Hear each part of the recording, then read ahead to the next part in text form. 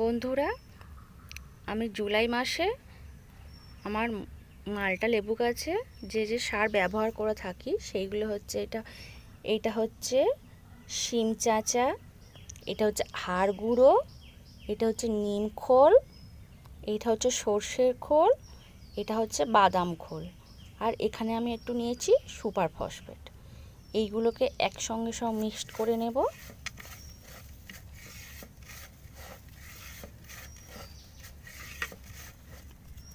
এইগুলো আমি যে কোনো লেবু গাছে দিতে পারি। পাতিলেবু, মৌসুম্বি, মাল্টা, বাতাবি লেবু। সারটা ব্যবহার করার আগে গাছের গোড়াটা একটু মাটিটা আলগা করে নেব।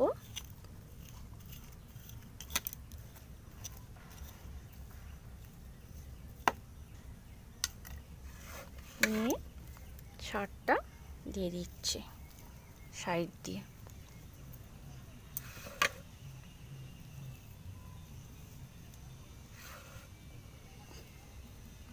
একটা গাছে এটা ধরো 12-13 ইঞ্চি টব মতো হবে ঝুড়িটা, তাতে এই 1-2 মুঠো মতো সারটা যথেষ্ট।